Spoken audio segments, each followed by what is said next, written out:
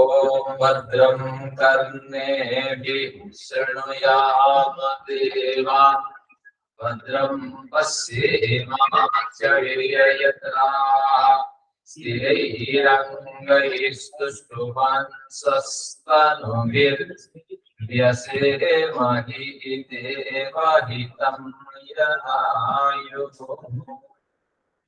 ईश्वर का नमन। आप सभी लोगों का पुनश्च स्वागत है, सभी लोगों को अभिवादन है।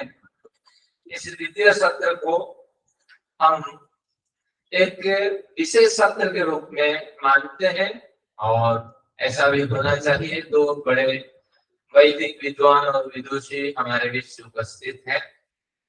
एक वरिष्ठ वेद विद्वान प्रोफेसर वेदव्रत आलोक जी हमारे बीच जुड़ चुके हैं। सुदूर गुड़गांव से उन्होंने बड़ा श्रम करके हमारे साथ कुछ समय बिताने के लिए संकल्प किया और ईश्वर उसकी स्तुति भी की है ईश्वर ने। तो मैं उनसे निवेदन करना चाहूंगा कि ये अपना स्थान ग्रहण करें और मैं प्रोफेसर एम बजाज जी से निवेदन करूंगा कि स्वागत करें। प्रोफेसर वेदव्रत आलोक जी का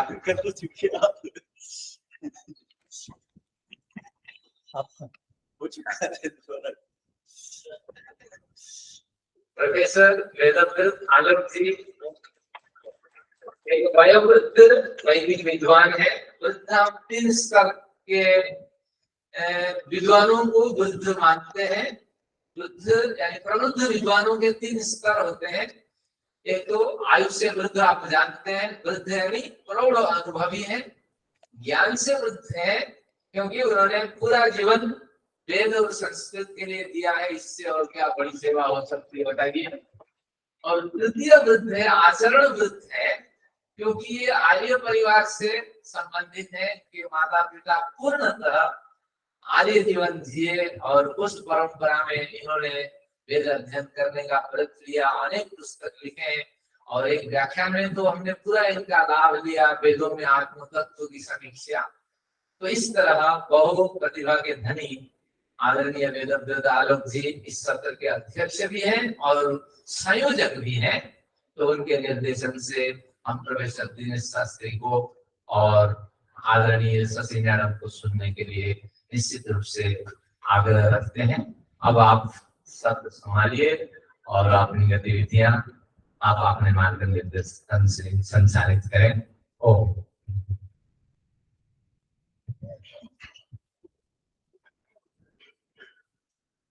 धन्यवाद अध्यक्ष महोदय, आप सबको मेरा अभिवादन।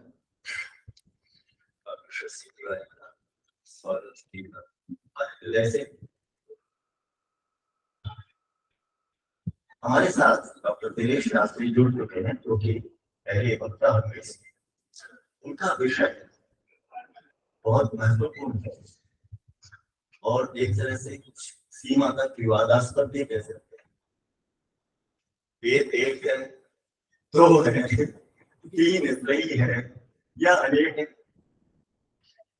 तो इस विषय पर वे अपनी चर्चा रखेंगे। तो मैं सबसे पहले शास्त्री जी के श्री दिनेश शास्त्री जी के परिचय में कुछ शब्द कहना चाहूंगा, फिर उनकी जो भी वार्ता होगी उस पर मैं अपना वक्तव्य दूंगा। वही मेरा अध्यक्षीय वक्तव्य माना गया है। डॉक्टर दिनेश शास्त्री बहुत समय तक गुरुकुल कांगड़ी में अध्यक्ष रहे वेद विभाग के 6 वर्षों तक, और उसके उपरांत आजकल वे उत्तराखंड विश्वविद्यालय के वाइस चांसलर हैं। और मैं मेरा उनसे कई बार भेंट की है। इस तरह से बहुत विनम्र व्यक्तित्व है। हमारे पिताजी द्वारा स्थापित स्वामी सच्चिदानंद योगी द्वारा स्थापित तो मैं ही एक पाठ्यक्रम की रोकथाम भी है। वहाँ वो कई बार उनसे भेंट हुई है और उनसे बहुत प्रभावित हुआ हूँ मैं उनकी बुद्धिमत्ता से, और साथ ही जैसा आपने कहा आचरण से, व्यवहार से। तो ये दोनों बातें जिसमें होती हैं, और क्रिया से, क्रियावान जिसमें क्रियावान से विद्वान। तो शास्त्री जी का और परिचय, एक तो वे वेद और संस्कृत के विशेषज्ञ हैं, दूसरे उनके अंतर्गत 23 शोध छात्र पीएचडी डॉक्टरेट प्राप्त कर चुके हैं और इस समय भी वो इस कार्य से रुके नहीं, कुलपति हो गए इस अर्थ ये नहीं है कि वे शोध कार्य से मुक्ति में गए, अभी भी 7 छात्र शोध छात्रों के साथ कार्यरत हैं। तो ऐसे विशेष विद्वान जिनको अनेक सम्मान मिले, आपने पोस्ट ग्रेजुएट में गोल्ड मेडल प्राप्त किया, गोल्ड मेडलिस्ट रहे, और उसके उपरांत कई स्थानों से उनको पुरस्कार भी प्राप्त हुए हैं और भारतीय विकास परिषद से उनका विशेष सम्मानित किया गया। हम उनका स्वागत करते हैं और उनके इस वक्तव्य को सुनना चाहेंगे जिस पर आप सब चिंता नहीं करें, एक क्यों है कह सकते हैं, 2 क्यों कह सकते हैं और अधिक क्यों कह सकते हैं। आइए प्रोफेसर दिनेश शास्त्री जी का स्वागत करते हैं।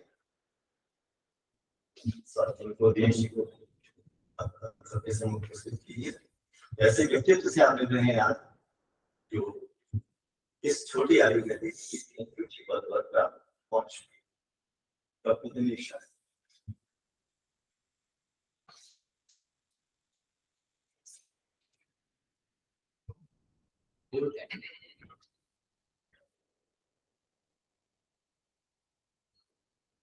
वो अपना मेरे को बोले, हाँ वोट लेके तो अनम्यूट कर माइक में बोल दीजिए।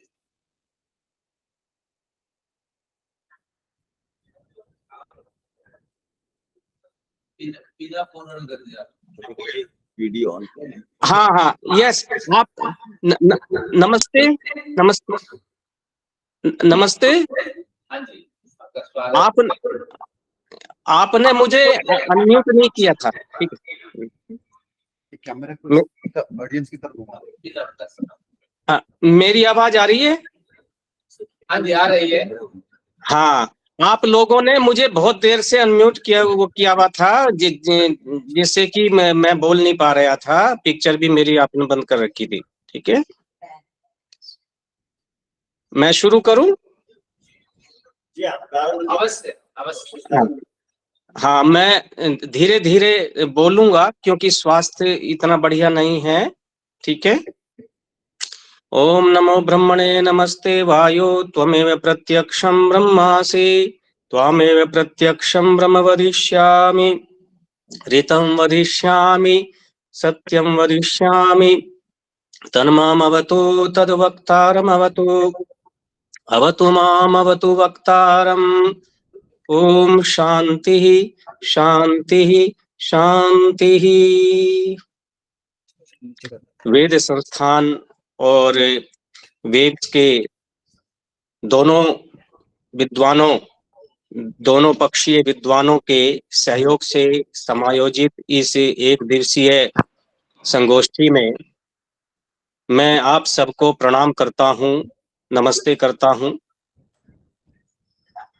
और इस संगोष्ठी में प्रोफेसर शशि तिवारी जी और भारतीय ज्ञान की परंपरा का निर्वहन करने वाले, उस परंपरा को आगे बढ़ाने वाले, अपने पिताजी और अपने दादाजी की परंपरा को आगे लेकर के जाने वाले श्री प्रद्युम्न शर्मा जी, और जितने भी आभासीय पटल पर मुझे दिखाई दे रहे हैं वे सभी महानुभाव। मेरा और इस सत्र के अध्यक्षता कर रहे श्री आलोक जी, वेदव्रत आलोक जी, जो कि दर्शन शास्त्र के अधिकारी विद्वान हैं और पारिवारिक रूप से भी भारतीय संस्कृति को आगे लेकर के जाने वाले हैं। मैं इन सभी को प्रणाम करता हूं। मेरा विषय है वेद संख्या विषयक पक्ष, वेदों का एकत्व, वेदों का त्रित्व, वेदों का चतुष्टव और वेदों का अनेकत्व। वेद के विषय में वेद एक है या अनेक हैं, वेद संहिता 4 ही हैं या कितनी हैं? इस प्रकार के बहुत सारे विवादास्पद प्रश्न अति प्राचीन काल से ही चले आ रहे हैं। यह बात वैदिक साहित्य का जो पर्यालोचन करने वाले विद्वान हैं उनसे यह छिपी हुई नहीं है। अतः जबकि वेदों का परिशीलन सब पक्षों में समालोचनात्मक दृष्टि से आरंभ हो गया है और लगभग 1 शताब्दी हो गई है, तब भी लोग ये कहें कि वेद एक है, वेद 3 हैं, वेद अनेक हैं, वेद 4 हैं, और ये कहें कि ये अनुसंधान का विषय है। जब ये कहते हैं ये अनुसंधान का विषय है, तो मुझे ऐसा लगता है कि ये बात ठीक नहीं है। ऐसा कह करके काम नहीं चलेगा। अब समय आ गया है कि प्रस्तुत एवं उपलब्ध अनेक पक्षों में से तात्विक दृष्टि से निर्णय कर किसी एक पक्ष को सिद्धांत पक्ष स्वीकार करना ही होगा। अब तक वेदों के प्रति वेद विशेषज्ञों के इस औदासीन्य के कारण ही किसी निर्णीत सिद्धांत पक्ष की स्थापना नहीं हो सकी है। केवल आधुनिक युग में वेदों की ओर लौटों का नारा देने वाले महर्षि दयानंद सरस्वती ने और उनकी विचारधारा का अनुगमन करने वाले कतिपय विद्वानों ने, जिनमें भगवद्गीता रिसर्च स्कॉलर स्वामी विद्यानंद सरस्वती और इस परंपरा के कई विद्वान हैं, उन्होंने वेद चतुष्टय पक्ष की पुष्टि अवश्य की है। तथापि विस्तार और विशद रूप से इसका प्रतिपादन होना अभी अपेक्षा रखता है। प्रायः अभी तक वेद विशेषज्ञों के सम्मुख यह प्रश्न विद्यमान है, और कौन सा कि मैंने बहुत सेमिनारों में जाकर के ये देखा है, अभी भी लोग कहते हैं कि वेद 3 ही हैं। इसलिए ये 4 पक्ष मुख्य रूप से मेरी दृष्टि में आए हैं। पहला पक्ष है वेद एक ही है, दूसरा पक्ष है वेद 3 हैं, और तीसरा पक्ष है जो कि सिद्धांत पक्ष है कि वेद 4 हैं, और एक पक्ष ये भी है कि वेद अनेक हैं, अनंता वही वेदा। अब मैं इन सभी चारों पक्षों को आपके समक्ष प्रस्तुत करना चाहूंगा और फिर एक सिद्धांत पक्ष की ओर हम बढ़ना चाहेंगे। पहला पक्ष है कि वेद एक है, वेदत्वेन वेद एक, अर्थात वेद एक है, एक ही है। इस पक्ष को मानने वाले विद्वानों का ये कथन है कि वस्तुतः वेद एक ही है। प्रथम क्योंकि पहले वेद एक था, कालांतर में उसका संहिता रूप में विभाजन अथवा संकलन हो जाने से वेद अनेक समझे जाने लगे। पुराणों का यह पक्ष है कि वेद एक था, भगवान वेद व्यास ने 4 संहिताओं में उसको विभाजित किया। इस तरह का पक्ष वहां देखने को मिलता है। पंडित भगवद्गीता रिसर्च स्कॉलर ने वैदिक वाङ्मय के इतिहास में इस पक्ष को रखा है। कारण प्रायः प्राचीन ग्रंथों में वेद शब्द एक वचन में ही इस वेद शब्द का प्रयोग देखने को मिलता है, और जो इस बात की पुष्टि करता है कि वेद एक ही है, एक वचन में प्रयोग होने से ये देखा गया। जैसे बहुत प्रसिद्ध शिक्षा ग्रंथ का ये वाक्य है, छंद है पादौ तु वेदस्य हस्तौ कल्पवत पठ्यते शिक्षा घ्राणम तु वेदस्य मुखम व्याकरणम स्मृतम।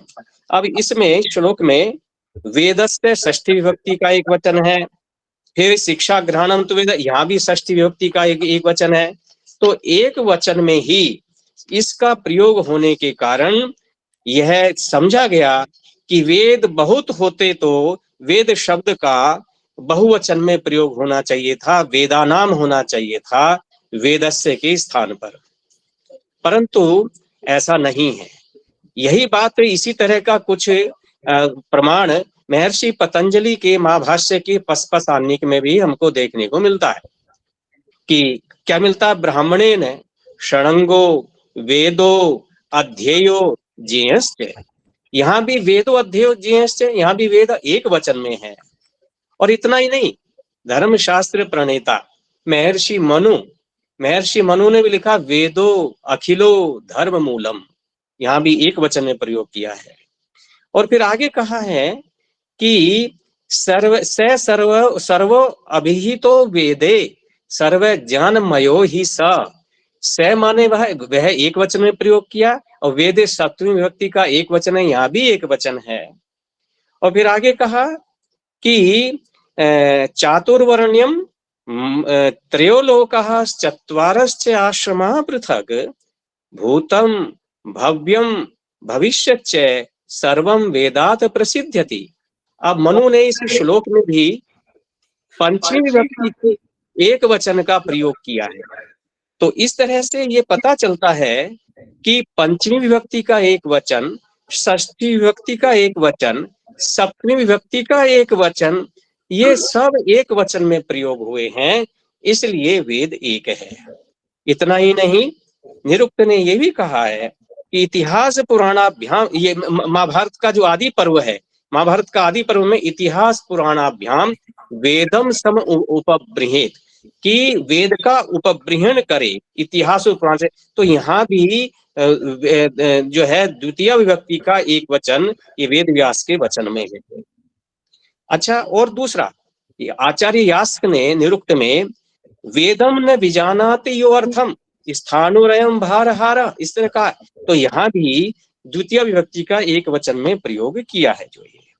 तो इस तरह से ये बहुत सारे प्रमाण वैदिक साहित्य में, संस्कृत साहित्य में, अर्थात ये कहिए जो हमारा आर्ष महाकाव्य हैं दोनों, उनमें भी ये हमको प्राप्त होते हैं।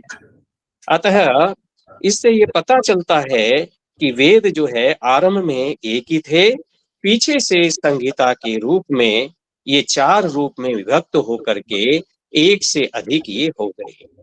इसी पक्ष का प्रतिपादन आचार्य दुर्ग ने अपने निरुक्त कमेंट्री में इस प्रकार किया है। वो लिखते हैं, वेद तावदेकम संतम अति महत्वात् दुरध्येयम अनेक शाखा भेदेन समामना शिशु, ये उन्होंने लिखा है। अर्थात वास्तव में तो वेद एक ही है, पीछे से शाखा भेद हो गए इत्यादि, परंतु उक्त हेतु वेदैकत्व पक्ष की पुष्टि के लिए पर्याप्त तथा श्रद्धास्पद नहीं हो सकता। कारण जहां अनेक स्थलों में वेद शब्द का एक वचन में प्रयोग मिलता है, वहां कदाचित प्रदर्शित स्थलों में से भी कहीं अधिक स्थलों में वेद शब्द का बहुवचन में प्रयोग हुआ है। जैसे मैंने ये प्रमाण आपको दिए, षष्ठी विभक्ति का, पंचमी का, सप्तमी का, द्वितीया का, ये सब एक वचन में। और बहुत सारे प्रमाण मिलते हैं जो मैं यहाँ छोड़ रहा हूं कि जो बहुवचन में प्रयोग मिलता है जिनका, ठीक है, जिसका उल्लेख हम आगे करेंगे। अर्थात आगे के जो प्रकरण हैं, आगे के जो पक्ष आएंगे उनमें मैं करूंगा, पुनरुक्ति दोष न हो जाए, इसलिए मैं उनको यहाँ छोड़ रहा हूं। वस्तुतः वेदत्वेन वेद एक है, और इसी आशय से वेद शब्द का एक वचन में प्रयोग किया गया। ये मैं अब सिद्धांत पक्ष रख रहा हूं इसकी समीक्षा करते हुए कि वेदत्वेन वेद एक है ना, और वेद शब्द का एक वचन में प्रयोग इसीलिए हुआ है। अन्यथा एकत्र एक वचन का प्रयोग और दूसरी जगह बहुवचन का प्रयोग वेद के विषय में किया गया, तो यह वदतो व्याघात दोष हो जाता है। वदतो व्याघात दोष न हो, इसलिए हमको ये मानना पड़ता है कि वेद जो है, जो वेदत्वेन एक है, बाकी जो और ये पक्ष हैं इनका कोई आधार नहीं है। ये हुआ एक वेद के विषय में जो मैंने सोचा। अब है वेद मंत्र के प्रकार का द्योतन, अतः द्वितीय पक्ष की आलोचना, जिसको कहा है वेद त्रित्व, वेदत्रयी, कि वेद तीन होते हैं जो है, ये बड़ा महत्वपूर्ण है। इस पक्ष के विद्वान ऋग्वेद, यजुर्वेद तथा सामवेद, इन तीनों को ही वेद मानते हैं। अथर्ववेद को वेद की कोटि में वो नहीं मानते, उसको परवर्ती मानते हैं। उक्त पक्ष की पुष्टि में अनेक प्रबल प्रमाण प्रस्तुत किए जाते हैं। देखिए, पहला, त्रयो वेदा अजायंत, ये शतपथ ब्राह्मण का है। त्रयो वेदा अजायंत अग्नेर ऋग्वेदो वायोर यजुर्वेदः सूर्यात् सामवेदः। बड़ा स्पष्ट है, 3 वेद उत्पन्न हुए, अग्नि से ऋग्वेद, वायु से यजुर्वेद, सूर्य से सामवेद। और सामवेद में भी ये छांदोग्य उपनिषद में भी है, अग्नि ऋचो वायु ऋजुंसी सामान्याद आदित्याद। इस तरह से है। तैत्रीय ब्राह्मण में भी है, तैत्रीय ब्राह्मण में भी है, भरद्वाज जो है त्रिभिरायुर्भिर ब्रह्मचर्यम वास तमहं जीर्णम स्थविरम शयानम इंद्र उपव्रज्य उवाच भरद्वाज यत्ते चतुर्थमायुर्दध्याम किमनेन कुर्या इति ब्रह्मचर्यमेव एतेन चरेयमिति होवाच तमह त्रीणि गिरिरूपान् विज्ञातानि वे दर्शयाञ्चकार वेदा वा एते। इस तरह से कहा गया। अर्थात महर्षि भरद्वाज ने 3 आयु पर्यंत ब्रह्मचर्य का अनुष्ठान किया। तब उस वृद्ध जीर्ण शीर्ण प्रसुप्त सुषुप्त भरद्वाज के पास आकर इंद्र बोला, यदि आपको चौथी आयु दी जावे तो आप क्या करेंगे? भरद्वाज बोले, ब्रह्मचर्य का पालन करेंगे। तब उसने 3 पर्वत रूप दिखाए। ये 3 वेद ही थे, अर्थात 3 पर्वत रूप में 3 वेदों की कल्पना। ये एक आख्यान है, आख्यान। विशेष दृष्टार्थस्य प्रीतिर्भवति आख्यान संयुक्ता। जो मंत्रार्थ का दर्शन करने वाला ऋषि है, उसकी प्रीति आख्यान में होती है। बात को रुचिकर ढंग से कहना, ये बात को रुचिकर ढंग से कह रहा है ब्राह्मण ग्रंथ, इसलिए ये पता चलता है इससे भी कि वेद 3 ही हैं। ऐसे ही ऐत्रेय ब्राह्मण में भी है, तेभ्यो अभितप्तेभ्यः त्रयो वेदा जायन्त। गोपथ में भी है ना। इस तरह से बहुत सारे प्रमाण हैं, है ना। तो अब इसमें, और फिर मनु भी कहते हैं, अग्नि वायु रविभ्यस्तु त्रयम ब्रह्म सनातनम दुदो यज सिद्ध्यर्थम ऋग यजुर साम लक्षणम। अब ये इसमें आ गया। अब स्वयं यजुर्वेद में देखिए, जो शुक्ल यजुर्वेद माध्यन्दिन शाखा है, जिसको स्वामी दयानंद ये जो है यजुर्वेद के रूप में मानते हैं मुख्य रूप से, यस्मिन ऋच है साम यजुंसी यस्मिन प्रतिष्ठिता रथना नाभिवारः। तो इसमें ऋच, साम और यजुस, ये तीनों की प्रतिष्ठा बताइए। और फिर महाभारत शांति पर्व में आता है, त्रयीम विद्याम अवेक्षेत वेदेषु उक्थम अथांगत ऋक् सामवर्ण अक्षरथो यजुसो, है ना। इस तरह से आया। जो इससे स्पष्ट होता है कि ये जो 3 आधार हैं, जो वेदों का 3 होना सिद्ध करते हैं, वे भ्रांति में हैं। क्यों? क्योंकि त्रयी विद्या से वेदों का अभिप्राय नहीं है, अपितु ज्ञान, कर्म और उपासना, इन 3 तत्वों का अभिप्राय है त्रयी विद्या से, जो है विद्या की दृष्टि से जो है। क्योंकि 4 वेद हैं, चारों वेदों में ज्ञान, कर्म, उपासना का निरूपण किया गया है। अतः त्रयी विद्या से चारों वेदों का ग्रहण होता, केवल 3 वेदों का हो, ये बात ठीक नहीं है। ये बात जो मैंने अभी आपको शांति पर्व का वचन बोला था, त्रयी विद्याम अवेक्षेत वेदेषु उक्थम अथांगता, वेदेषु, वेदों में अर्थात चारों वेदों में ये त्रयी विद्या का वर्णन है। ऋक् साम वर्ण अक्षर तो यजुसो अथर्वणस तथा अथर्वेद का भी इसमें ग्रहण हो गया। तो कहने का 3 विद्याओं का अवलोकन इन चारों वेदों में करना चाहिए। इससे स्पष्ट सिद्ध है कि त्रयी विद्या से चारों वेदों का ग्रहण होता है। अब मीमांसा में देखिए आप जो है ये कि अब ये जो त्रयी विद्या है उसको स्पष्ट करते हैं कि तेषाम ऋक् यत्र अर्थवशेन पाद व्यवस्था, जिन मंत्रों में जिन मंत्रों की ऋक् संज्ञा है, अर्थात ऋग्वेद जिसको बोलते हैं, वो अर्थवशात पाद व्यवस्था है ना। और गीतिसु सामाख्या, जो मंत्र गीतिका रूप में गाए गए हैं उनकी साम संज्ञा है।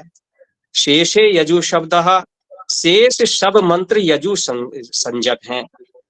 यतः चारों वेदों में उक्त 3 प्रकार के मंत्रों का समावेश है, ऋकात्मक, गीत्यात्मक और बाकी इन दोनों से इतर, है ना, जो है वो याजुषात्मक मंत्र कह लीजिए इसको, शेष यजु शब्द है, जो शेषात्मक हैं वह देखे जाते हैं। अतः मंत्र प्रकार परक ही समझे जाने चाहिए, न कि वेद संज्ञा परक। तो त्रयी विद्या से मतलब है वेद संज्ञा परक नहीं है, ये विद्या परक है, मंत्र प्रकार परक है। इसलिए वेद तो 4 ही हैं, किंतु उनमें मंत्र ऋग यजुः साम भेद से 3 प्रकार के जो मैंने कहा। और यही बात षड्गुरु शिष्य ने भी कही है। षड्गुरु शिष्य कहते हैं क्या, विनियोक्तव्य रूपश्च त्रिविधा संप्रदर्शते ऋग यजुः साम रूपेण मंत्रो वेद चतुष्टये, कि मंत्रो वेद चतुष्टये 4 वेदों में ये जो मंत्र है ये है यज्ञादि में विनियोक्तव्य मंत्र जो है ऋग यजुः साम रूप से 3 प्रकार के ही हैं। अतः जहां कहीं त्रयी का प्रयोग हुआ है संस्कृत वाङ्मय के अंदर, वह 3 प्रकार के मंत्रों के अभिप्राय से हुआ है, न कि वेदों के 3 होने के अभिप्राय से। इसलिए जो पक्ष वेदों का 3 होना स्वीकार करते हैं वह आदरणीय नहीं हो सकता। यह विद्वानों को इसका प्रचार करना चाहिए। और ये एक परंपरा चल पड़ी, विशेष रूप से जो संस्कृत साहित्य पढ़ने वाले जो भी विभिन्न प्रकार के संप्रदाय हैं, चाहे वेदांत संप्रदाय हैं चाहे कोई और हैं, उनमें ये भ्रांति फैल गई है कि वेद त्रय वेद 3 ही है। तो इसलिए हमको विद्वानों की ये ड्यूटी बन जाती है इसको इस बात से भली भांति खंडित करें कि ये वेद मंत्र प्रकार का है, संज्ञा 4 संख्या की दृष्टि से यहाँ वर्णन नहीं है। तीसरा जो पक्ष है सिद्धांत पक्ष, जिसको कहते हैं वेद चतुष्टय, संहिता के रूप में, ग्रंथ के रूप में और विषय भेद से भी, वहां मंत्र प्रकार के भेद से था या विषय के भेद से भी हो सकता है। कहते हैं कि ऋग्वेद संहिता ज्ञान प्रधान है, यजुर्वेद संहिता कर्मकांड प्रधान है, सामवेद संहिता उपासना प्रधान है, अथर्वेद संहिता विज्ञान प्रधान है। ज्ञान, विज्ञान, कर्म तथा उपासना ये भेद से वेद 4 हैं, जिसका पूर्ण समर्थन वेद की अंतः साक्षी स्वयं करती है। वेद के बहुत सारे प्रमाण हैं, मैं बोलता हूं आपको। अथर्वेद का है यस्माद् ऋचो अपातक्षन् यजुर्यस्माद् अपाकशन् सामानि यस्य लोमानि अथर्वांगी रसो मुखम। ये स्वयं अथर्वेद का जो 10वां कांड है, 7वां सूक्त है और 20वां मंत्र है, उसमें है। स्वामी जी ने ऋग्वेदादि भाष्य भूमिका में वेदोत्पत्ति प्रकरण में इस मंत्र को कोट किया है। वहां अथर्वांगी रस मुखम, मुखम का अर्थ क्या, मुखवत मुख्यम, मुख की तरह ये मुख्य है। चारों वेदों में अथर्वेद को तो मुख के समान मुख्य माना गया है। अब ऋग्वेद में देखिए आप, पुरुष सूक्त में 4 वेदों का वर्णन है, 4 वेदों का नाम आता है। तस्मात् यज्ञात् सर्वहुतः ऋचः सामानि जज्जिरे छंदांसि जज्जिरे तस्मात् यजुस्तस्माद् अजायते। यहाँ अथर्व शब्द नहीं है, यहाँ छंदस है। छंदस का मतलब यहाँ छंदोवेद, क्योंकि अथर्वेद का एक नाम छंदोवेद भी है। तो इसमें आया है। अब मैं यहाँ पर इस चक्कर में नहीं पढ़ूंगा कि ये छंदस क्यों है, क्योंकि विषय समय बहुत लगेगा, मेरा स्वास्थ्य भी कोई ज्यादा बढ़िया नहीं है, इसलिए मैं इस प्रकरण को यहाँ छोड़ रहा हूँ। हरिवंश पुराण में देखिए आप, हरिवंश पुराण में ऋचो यजुंसी सामानी छंदांसी अथर्वणानि च चत्वारस्तु अखिला वेदाः स रहस्याः सविस्तरः। हरिवंश पुराण कहती है कि ऋग यजु साम तथा छंद नामक अथर्व, ये सब 4 वेद सरहस्य एवं सविस्तर हैं। तो इसलिए इसमें कोई भ्रांति अब नहीं रहती। जो उपनिषदों में देखिए आप, ऋग्वेदो भगवध्येमी यजुर्वेदम सामवेदम अथर्वणम चतुर्थम, ये छांदोग्य उपनिषद में आता है। बृहदारण्यक उपनिषद में देखिए आप, अरे अस्य महतो भूतस्य निश्वसितम एतत् यद ऋग्वेदो यजुर्वेदः सामवेदो अथर्वांगिरसः। यहाँ भी 4 वेद हैं। अब महाभाष्यकार पतंजलि को देखिए आप, महाभाष्यकार पतंजलि ने महाभाष्य के अंदर जब ये वर्णन करते हैं कि केशाम शब्दानाम लौकिकानाम वैदिकानाम च, ये जो अनुशासन है, तो पतंजलि कहते हैं लौकिक और वैदिकों का है। अब कहते हैं लौकिक में तो गौ रश्व आदि शब्द है, लेकिन जब वैदिक शब्दों का वर्णन पतंजलि कर रहे हैं तो वो 4 वेदों के मंत्रों को धृत करते हैं। अथर्वेद का जो पेपलाद शाखा है उसका शन्नो देवी रविष्टय किया, पहला मंत्र। यजुर्वेद का ईशे तोर्जे किया, और यजुर्वेद इसका ऋग्वेद का अग्निमीडे पुरोहितम किया, सामवेद का अग्नयायाही बीते किया। तो यदि पतंजलि को अथर्ववेद अर्थात चौथा वेद अभीत नहीं होता तो फिर वो उस वेद का मंत्र क्यों कोट करते शुरू में? तो ये बात भी पुष्ट होती है कि वेद 4 हैं। सायणाचार्य ने भी अथर्ववेद के जो 19वां कांड है, 19वें कांड के 90वें सूक्त के 12वें मंत्र के उसमें लिखा है, ब्रह्म प्रजापतिर्दधानः लोकः वेदः सप्त ऋषयो अग्नयः। अब ये जो मंत्र है ना, इसमें वेदः इस बहुवचनांत पद का भाष्य करते हुए सायण ने लिखा वेदः सांगः चत्वारः। आचार्य सायण ने अर्थ किया यहाँ वेदः जो चारों वेद का इसका अर्थ उन्होंने किया है। अब देखिए ऋग्वेद में एक मंत्र और मिलता है, पाही नो अग्नयिकया पाही उत द्वितीयया पाही गीर्भिः तिस्रिभिः ऊर्जाम पते पाही चतस्रिभिः। अर्थात चारों, पहले वेद से ये रक्षा करे, दूसरे से ये, तीसरे से ये, चौथे से ये करे। ये स्वयं ऋग्वेद में आया है। और फिर पाही चतस्रिभिः का अर्थ किया है विद्वानों ने कि चारों वाणियों से हमारी रक्षा कीजिए, अर्थात वेदों की जो 4 वाणियां हैं उनसे हमारी रक्षा कीजिए। निश्चय से ये 4 वाणी 4 वेद ही हैं। और यास्क मुनि ने भी वेदों के 4 होने के पक्ष में अपने रूप में लिखा, चत्वारि श्रृंगा त्रयोस्य वेदा। ये जो मंत्र है, इस मंत्र के व्याख्यान में उन्होंने भी यही पक्ष रखा है, चत्वारि श्रृंगा इति वेदा वायते उक्ताः। चत्वारि श्रृंगा माने 4 वेद ही हैं, ऐसा उन्होंने लिखा है। जो ये काठक संहिता में जो कृष्ण यजुर्वेद की संहिता है, यजुर्भिरायस्पोषे समेशा मधेमः ऋक् सामयोरेवध्याभिषिच्यते आशीर्वाथर्वभि वेद ही ये लिखा है उन्होंने जो। और महाभारत में है वेद ही चतुर्भि सुप्रीतः प्राप्नुवन्ति दिवोकशः, कि चारों वेदों से जो है देवलोग प्रसन्न होकर हव्यादि को प्राप्त करते हैं, ऐसा लिखा है जो। अतः इससे सिद्ध हो गया कि वेद संहिता 4 ही हैं।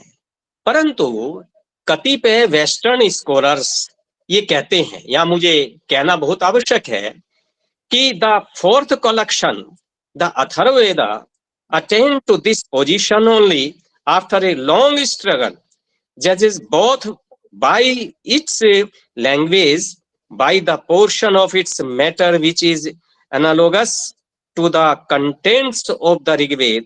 The Atharvaveda came into existence considerably later than that Veda. ये मैकडोनल्ड का वचन है।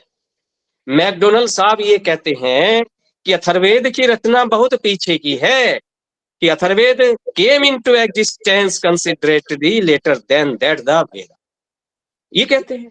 इसलिए यह वास्तविक रूप से वेद की कोटि में अधिष्ठित नहीं हो सकता। इत्यादि कथन जो मैकडोनल्ड का है ये आधारहीन है, मैं ऐसा मानता हूं। ये बेसलेस है। बहुत सारे प्रमाण जो मैंने कोट किए हैं और बहुत अधिक प्रमाण मैंने छोड़ दिए हैं, क्योंकि यहाँ स्थान नहीं है। उनका ये कहना ये जचता नहीं है, क्योंकि संपूर्ण वैदिक साहित्य में अथर्ववेद का नाम भी उसी आदर से लिया गया है।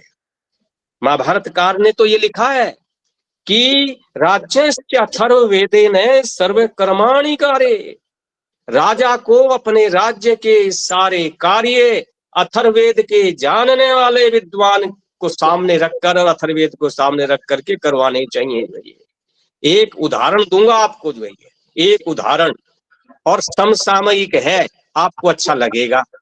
नई पार्लियामेंट बनी, नई पार्लियामेंट में अब वो एक धर्म दंड की स्थापना की गई थी ना, आप सभी जानते हैं। और ये सब पूरा का पूरा अथर्ववेद की परंपरा से है। कैसे है? अथर्ववेद का एक मंत्र है, भूतो भूतेषु पया दधाति स भूतानाम अधिपतिर्बभूव तस्य मृत्युश्चरति राजसूयम स राजा राज्यम अनुमन्यतामिदम्। राजा होने के लायक वह है जो रोटी कपड़ा और मकान देने में सक्षम है। उस राजा के पीछे मृत्यु चलती है। मृत्यु, ये जो दंड है ना वह स्थापना, वो संविधान है, दंड मृत्यु का रूप है जिसकी स्थापना वहां की गई है। जब राम का राज्याभिषेक हो गया तो महर्षि वशिष्ठ ने पीठ पर 3 डंडे मारे थे, कहा था धर्म दंडो अस्ति, धर्म दंडो अस्ति, धर्म दंडो अस्ति, जो है ये कहा था। जो है ये वही रूप है, वो अथर्ववेद का रूप है। ये लोग कहते हैं कि अथर्ववेद 4 वेदों में नहीं आता। मुझे आश्चर्य है इनकी बुद्धि पर। जो है एक अन्य बात और भी है कि यदि 4 वेद न होते तो फिर 4 उपवेदों की संकल्पना कहां से आती, बताओ आप। जो है ये आयुर्वेद की संकल्पना कहां से आती, धनुर्वेद की कहां से आती, है ना, गंधर्व वेद की कहां से आती, अर्थवेद की कहां से आती। 4 वेद हैं तो इसलिए 4 उपवेदों की भी संकल्पना है। अच्छा, छंद शास्त्र में देखिए आप, छंद शास्त्र में जो आप विद्वान लोग कहते हैं कि 4 संख्या का बोधक वेद है वेद से, और 12 संख्या का द्योतक। अभी अपर्णा धीर बोल रही थी आदित्य का, 12 आदित्य की बात कर रही थी। आदित्य शब्द बोधक है 12 संख्या का, तो वेद बोधक है 4 संख्या का।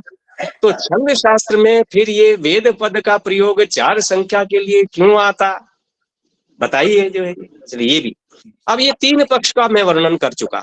अब अंतिम पक्ष है, मेरा थोड़ा सा समय बचा है, मैं उसकी पूर्ति करूंगा। कि चतुर्थ पक्ष की आलोचना है, ये औपचारिक रूप से है कि कहते हैं वेद अनेक हैं, अनंता वही वेदा। ये तैत्तिरीय ब्राह्मण का वचन है, मैं पहले आख्यायिका बोल चुका हूं। वेद अनंत है। इस पक्ष के मानने वालों का यह मत है कि शाखा ग्रंथ तथा ब्राह्मण ग्रंथ आदि सभी वेद कोटि में आते, परंतु यह गलत है। कारण वेद की शाखाओं को वेद नहीं माना जा सकता। वास्तव में शाखाएं वेद का भाग नहीं है, अपितु वेद व्याख्यान एवं पाठांतर से वेद विशेष के प्रवचन ही है। इसका प्रमाण यह है कि वेद की वर्णानुपूर्वी नियत एवं नित्य है। वर्णानुपूर्वी का मतलब समझते हो आप, कि अग्नि मीडे पुरोहितम, अग्नि मीडे पुरोहितम संस्कृत में पीछे कर दीजिए, अर्थ में भेद नहीं आएगा, परंतु वेद के साथ आप आगे पीछे नहीं कर सकते। जब मन अर्थ करोगे तो आप सक्षम है, अन्वय करके कर लो आप, जो पद पाठ आदि करके, परंतु मूल वेद को आप लिखोगे अग्नि ही पे, अग्नि में पहले लिखोगे फिर ईडे लिखोगे। यही सामवेद में, यही चारों वेदों में ये वर्णानुपूर्वी है। वर्णानुपूर्वी नियत है, निश्चित है और नित्य है। आपको कोई अधिकार नहीं है, मुझको कोई अधिकार नहीं है कि उसको बदल सके। किंतु शाखाओं की वर्णानुपूर्वी निश्चित नहीं है और वो नित्य भी नहीं है।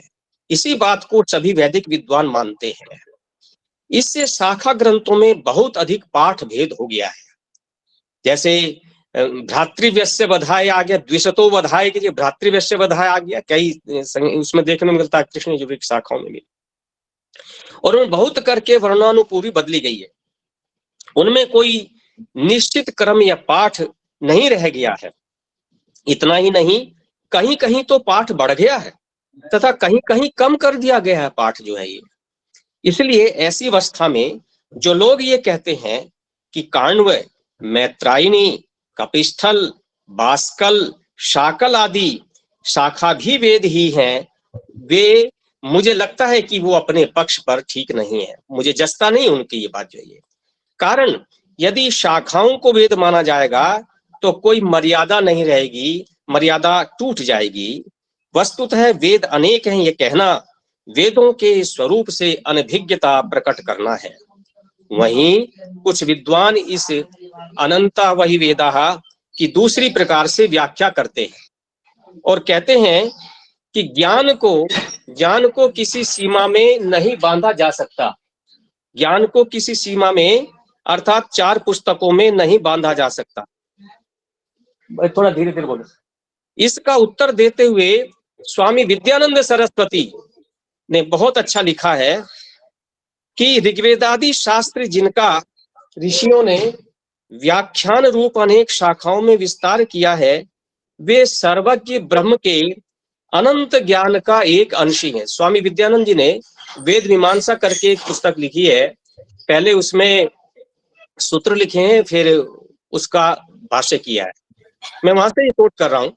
तो कहते हैं ब्रह्म के अनंत ज्ञान का एक अंश ही है। वेद को सर्व ज्ञानमय कहने का भी अभिप्राय यही है कि वेद में निर्दिष्ट ज्ञान जीव की अपेक्षा से संपूर्ण है। ज्ञानी पुरुषों के संसर्ग से अज्ञानी आत्मा का ज्ञान बढ़ता है। परमात्मा द्वारा प्रदत्त वेद रूपी ज्ञान से तथा उसके साक्षात्कार से जीव का विकास होता है, परंतु अल्पज्ञ होने के कारण यह परमात्मा के समान अनंत ज्ञान का भंडार नहीं बन सकता। परमेश्वर के अनंत ज्ञान को प्राप्त करने का उसमें न सामर्थ्य है और न उसे उसकी आवश्यकता है। तथापि अपनी जीवनचर्या के लिए जीव को जितने ज्ञान की आवश्यकता है उसकी अपेक्षा से वेद का ज्ञान पूर्ण है, और यह विषय यजुर्वेद के निम्न मंत्र से भी स्पष्ट होता है। जो स्वामी विद्यानंद जी ने ये बात लिखी है, इसकी पुष्टि यजुर्वेद के इस मंत्र से होती है। मैं आपके सामने रखा हूं कि यावती द्यावा पृथ्वी यावच्च सप्त सिंधवो वितस्थिरे तावंतम इंद्र ते ग्रहम ऊर्जा घृणामि अक्षितम मही घृणामि अक्षितम। ये 38वें अध्याय का 26वां मंत्र है शुक्ल यजुर्वेद का। इस मंत्र में तावंतम पद आता है। तावंतम पद पदार्थों की उस मर्यादा को प्रकट कर रहा है जितनी मात्रा में उनका ज्ञान आत्मा को होता है। भूलोक और द्युलोक में पदार्थों से उसका संबंध है, अतः उतना ही ज्ञान उसके लिए अपेक्षित था, और वह उसे वेद के रूप में परमपिता परमात्मा ने दे दिया। अनंतावहि वेदा में अनंत शब्द का प्रयोग औपचारिक है। औपचारिक है कैसे है? अनंत सुखीवत, जैसे अनंत सुख के समान, अनंत सुख, इस तरह का वाक्यों का हम प्रयोग करें, औपचारिक है। वेद शब्द से यहाँ समस्त वैदिक साहित्य भी अभिप्रेत हो सकता है, क्योंकि इस वचन के कथन के समय तक वेद के व्याख्यान, शाखा, ब्राह्मण, आरण्यक, उपनिषद, वेदांग, उपांग, उपवेद, स्रोत गृह सूत्र आदि के रूप में विशाल साहित्य का निर्माण हो चुका था। अतः यह प्रवाह अनवरत चालू था, परंतु वेद संख्या में 4 नहीं अनंत हैं। अनंता वही वेदा का ये अर्थ कभी नहीं किया जा सकता और न कभी किया गया। वास्तव में यह एक बहुत विवादास्पद विषय है जो अपने लिए एक अलग स्वतंत्र एक लेख माला की आवश्यकता भी रखता है। इसलिए मैं इसे औपचारिक, मैं ये कहूंगा यहाँ यह औपचारिक वर्णन है। अब मैं उपसंहार रूप में अपने इस वक्तव्य को समाप्त करते हुए ये कहना चाहता हूं कि इस मेरे वक्तव्य में जो निर्दिष्ट युक्ति और प्रमाण मैंने दिए हैं कि वेद संहिताएं 4 ही हैं, यही पक्ष सिद्धांत पक्ष हो सकता है, क्योंकि ऋग, यजु, साम और अथर्ववेद में क्रमशः ज्ञान, कर्म, उपासना और विज्ञान कांड प्राधान्य है। ज्ञान के बिना संस्कार और प्रवृत्ति का आरंभ नहीं हो सकता। मेरी इस बात पर ध्यान दीजिए कि ज्ञान के बिना संस्कार और प्रवृत्ति का आरंभ नहीं हो सकता। अतः ऋग्वेद में समस्त पदार्थों के साधर्म्य और वैधर्म्य का वर्णन करके उनके गुणों का प्रकाश किया गया है। ज्ञान के पश्चात कर्ता की प्रवृत्ति कर्म में होती है, परंतु जब तक कोई क्रिया विधि पूर्वक न की जावे तब तक अभीष्ट की सिद्धि नहीं होती। ऋग्वेद के द्वारा पदार्थों का ज्ञान प्राप्त कर उन्हें उपयोग में लाने का विधान यजुर्वेद में प्राप्त होता है। ज्ञान और कर्म का पर्यवसान उपासना में होता है। ज्ञान और कर्म दोनों का पर्यवसान उपासना में होता है। चित्त की वृत्तियों का अंतर्मुख करके प्राणों को अंतर जीवन की ओर प्रवृत्त करके उपासना के योग्य बनाने के साधन और साधन उपायों का विधान सामवेद में है। अतः उक्त तीनों वेदों में जो विद्याएं हैं उन सब के शेष भाग की पूर्ति का विधान, सब विद्याओं की रक्षा और संशय की निवृत्ति के लिए भगवान ने अथर्ववेद हमको दिया है कि 3 प्रकार से हम करके ज्ञान से, कर्म से, उपासना से और अथर्ववेद से जो है इन तीनों का को बचाते हुए हम आगे बढ़ें और संशय निवृत्ति सारी हो जाए, चाहे भौतिक संशय निवृत्ति है चाहे आध्यात्मिक है, उसके लिए अथर्ववेद है। ये थोड़ा सा वर्णन मैंने जो नियत समय मेरे लिए किया गया था उसमें मैंने ये वर्णन किया है। मैं क्षमा चाहता हूं कि स्वास्थ्य थोड़ा ढीला था, मैं आपके समक्ष भौतिक रूप से उपस्थित नहीं हो सका। आभासीय पटल पर मैं रहा हूँ, है ना, वो तो भी आपने मुझे इतना सम्मान दिया है, आशीर्वाद दिया है। बहन शशि तिवारी जी, अपने शर्मा जी वेद संस्थान के, और अपने वेदव्रत आलोक जी, और जितने भी सब चेहरे दिखाई दे रहे हैं मुझको, मैं सभी को प्रणाम करता हुआ अपनी वाणी को विराम दूंगा। ओम शांति शांति शांति।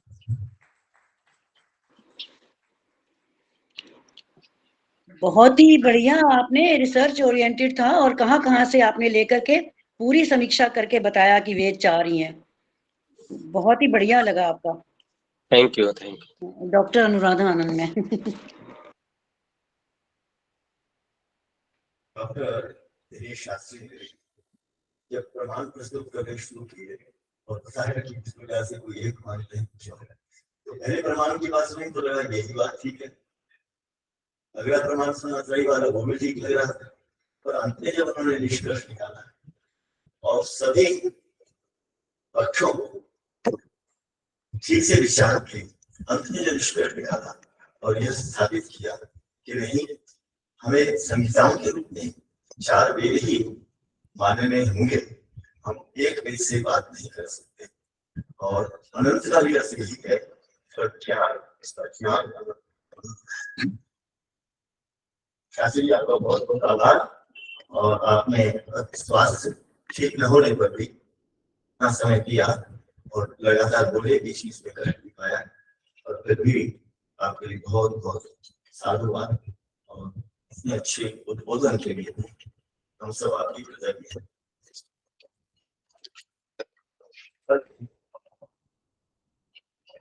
आलेख को, शोध को पढ़ रही हैं श्रीमती शशि तिवारी जी, प्रोफेसर, जो कि दिल्ली विश्वविद्यालय में वैसे कॉलेज में रही और वहां से सेवानिवृत्त होकर आप अभी कुछ कार्य करती हैं।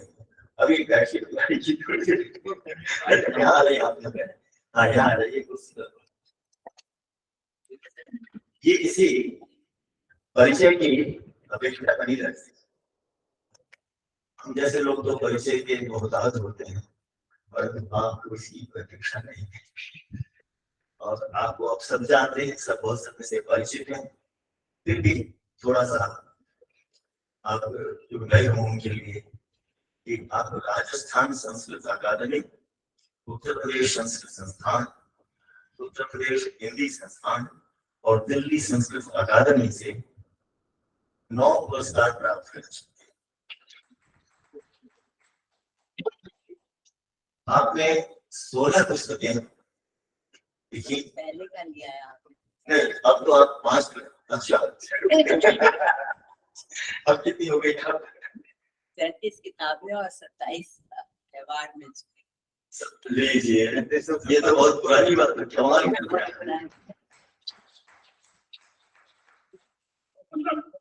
27 पुस्तकें, 27 पुरस्कार और 35 अवार्ड, अद्भुत है। अच्छा, और डॉक्टर शशि तिवारी ने 2002 में अमेरिका की हिंदू यूनिवर्सिटी में विजिटिंग प्रोफेसर के रूप में अध्यापन किया, और आपके सम्मुख है और आपका विषय वेद व्याख्याओं से संबंधित, ठीक है ना, वेद की व्याख्या पद्धति, वेद के मंत्र को आप पता लगे आपको कि कितने संख्या कितनी है, मंत्रों की संख्या गिन सकते हैं, पर उन मंत्रों से प्राप्त क्या करना है, उसकी व्याख्या करके हम कैसे समझें, उसको जीवन में कैसे उतारें, इसकी आप व्याख्या करेंगे। और आपके लिए समय थोड़ा सा कम हो गया, कोई बात नहीं, पर फिर भी आप जितना समय लेना चाहें, 45 में से जितना, 40 में से जितना कम कर सकें कर दीजिए, बाकी आपकी बात सुनने के लिए हम सब यहाँ उपस्थित हैं।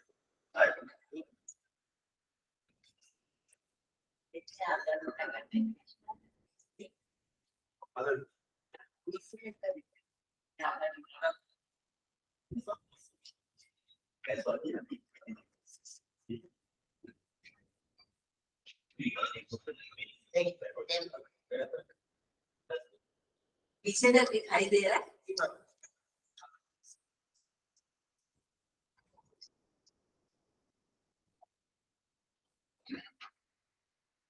सर्वप्रथम तो मैं आज का दिवस जो ये सम्मेलन हो रहा है वेद संस्थान और वेद दोनों के संयुक्त तत्वावधान में, उसका ये अवसर है। माननीय अभयदेव शास्त्री जी, अभयदेव शर्मा जी का जन्म दिन है अभी आसपास, और उसको मनाने के लिए तो उनके प्रति हम अपनी श्रद्धा व्यक्त करते हैं, उनको अपना प्रणाम देते हैं। अभयदेव शर्मा जी जिनका चित्र यहाँ पर लगा हुआ है, जो प्रद्युम्न शर्मा जी के पिताजी हैं और स्वामी विद्यानंद विदेह के सुपुत्र हैं। के बहुत निष्ठ, बिल्कुल एक निष्ठ विद्वान थे। एक उनकी अपनी व्याख्या शैली थी, अपना तरीका था, और सबसे ज्यादा उनका अनुशासन था, जो अब थोड़ा कम हो गया क्योंकि वो नहीं है हमारे देश में। मेरा विषय है एक व्याख्या पद्धति। जब हम ये शब्द बोलते हैं तो एक इतिहास की कल्पना करनी पड़ती है, क्योंकि वेद कभी दूर सुदूर में कभी बने या लिखे या प्रकट हुए, और उनकी व्याख्या तो जरूर ये कम से कम 5000 या उससे भी अधिक करना होगा, उसका इतिहास इसमें समाहित होने लगता है। ये वेद के बारे में अभी दिनेश शास्त्री जी बता ही चुके हैं। एक वेद, दो त्रय वेद, चतुष्टय वेद, अनंत वेद।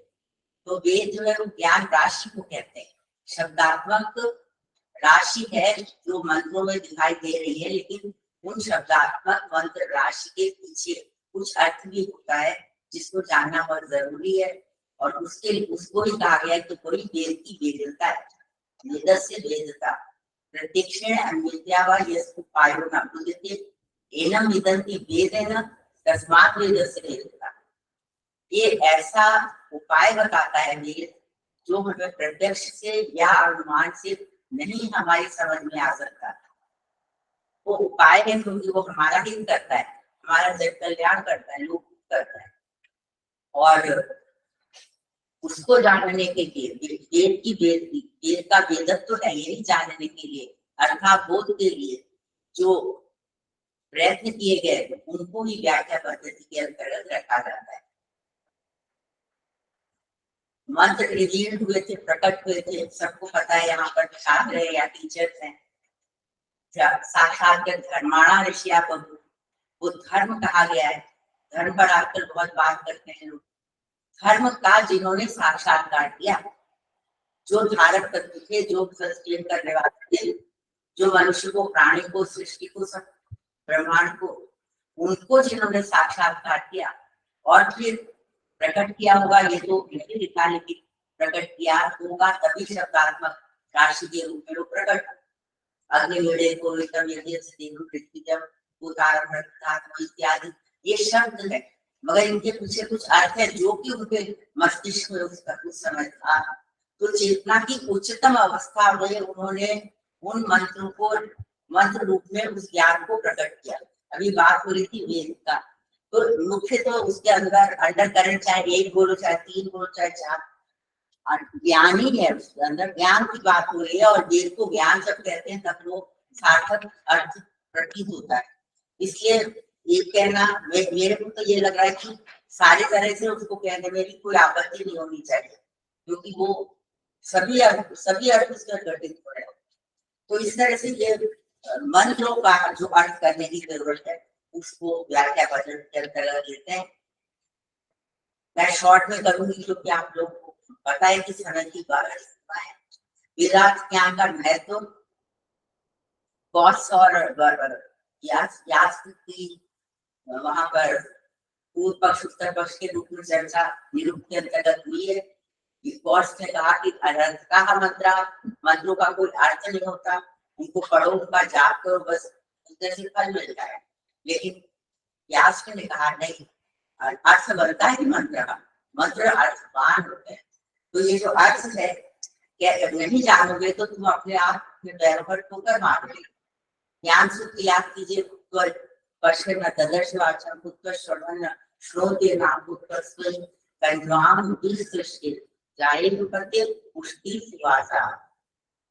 जो देखता हुआ भी नहीं देखता, जो सुनता हुआ भी नहीं सुनता, ऐसा है वो व्यक्ति जो अर्थक नहीं है जो अर्थ को जानने का प्रयत्न करता ही नहीं, केवल पाठक पढ़ता है बस रट लेता है। तो मंत्रों को पढ़ के रट लेते हैं जो लोग, वो निंदनीय है, और जो जानते हैं अर्थ को बहुत प्रशंसनीय है। इसलिए मंत्रों में बहुत तरह से इस बात को कहा गया, जैसे जो कुछ नहीं करेगा वो ऋचा, उसके लिए ऋचा क्या करेगी, वेद की ऋचा कैसे, ऋचा उनके लिए क्या करेगी, वो अर्थों को जानने की जरूरत है। वेद ने खुद क्या अर्थों के बारे में कोई क्लू दिया कि कैसे अर्थों को जाना जाए? तो सबसे पहले तो जब हम व्याख्या पद्धति की बात करें तो हमें वेद में ही देखना चाहिए कि खुद वेद में वैदिक ऋषियों ने भी कुछ संकेत दिए होंगे जिनसे अर्थों का पता लगता हो। कौन से संकेत उन्होंने दिए? सबसे पहले तो उन्होंने निर्वचन दिया, यज्ञ अजयंत देवा, यज्ञ के द्वारा देवताओं ने यज्ञ का यजन किया। यज्ञ धातु को स्वयं प्रयोग में ला रहे हैं, साध्य और साधक दोनों को बता रहे हैं। एक जो साधक है वही साध्य है, यज्ञ में यज्ञ में अजयंत देवा। तो इस तरह से